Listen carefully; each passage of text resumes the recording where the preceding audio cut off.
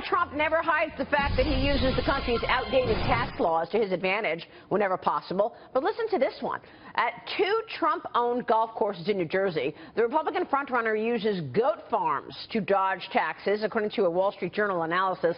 By devoting some of the land on his golf resorts to goat farming, Trump is potentially paying less than $1,000 in taxes on land that should carry a tax of about $80,000 a year. Brian Brenberg is with us. He is a business and economics professor at the King's College. Brian, good to see you. Good to see you. There's nothing illegal about having these goat farms and getting a tax break on it. Completely legal. He's doing exactly what the tax law lets him do. The problem isn't that he's taking advantage of this. The problem is that it's on the books in the first place.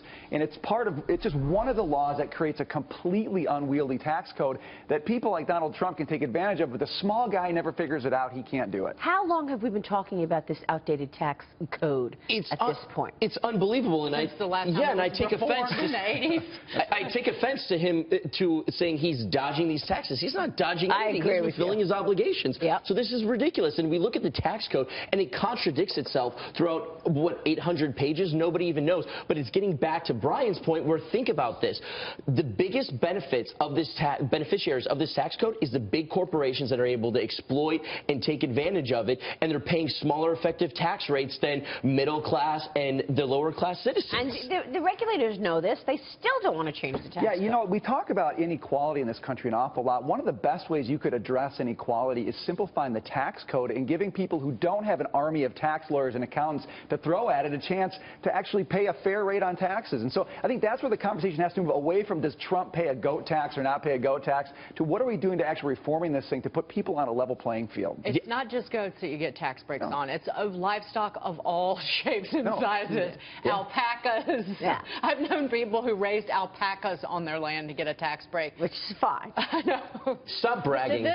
You know what? It's not bragging, actually. But I want to bring up this point. Do you think, if a Republican wins the White House, is it possible that we get legitimate tax reform, because you always have the interests that come in and fight against it? It's like the mortgage interest deduction. It would, like, if you would actually really get rid of all these deductions, but people push back on that. I think even Trump is in favor of keeping that in his tax plan. Yeah, the big deductions really do go to individuals and middle-class individuals, mortgage interest, the deduction on employer-sponsored health plans. I do think if you're going to make any headway in this, you have to reframe it. It can't simply be about the money. It has to be about access. It has to be about inequality. It has to be about fairness. Republicans haven't told that story yet. If they want to get on the income inequality bandwagon and actually do something about it, this is probably one way for them to do that. Yeah, the same with inversions, the same with all the money overseas. These are the same basic issues. That is such a great point. If we're thinking about all of the money that is overseas right now and companies cannot bring it back, it is cheaper for foreign companies to actually invest in the U.S. than it is U.S. companies, right? I mean, that's unbelievable. Companies are issuing debt because they can't bring money back from overseas to buy back shares and to even do dividends. They're borrowing money just to pay dividends, okay? They're taking on debt to do a buyback instead of using the cash they have overseas because of this wacky tax code. I just want to add really quickly before we move on to that. The rule that the Treasury Department just put in place that Obama and Jack Lew just laid on to stop the Pfizer-Allergan merger, that actually applies to all the tax treatment of that very debt. So you want to talk about making business even harder and essentially changing the tax law within these companies. That's what they did. We just don't pay attention to the cost of compliance. It's enormous. $200 billion a year just for the citizens in the U.S. to comply with the tax code. The Obama administration's going out with a bang. In terms of regulation.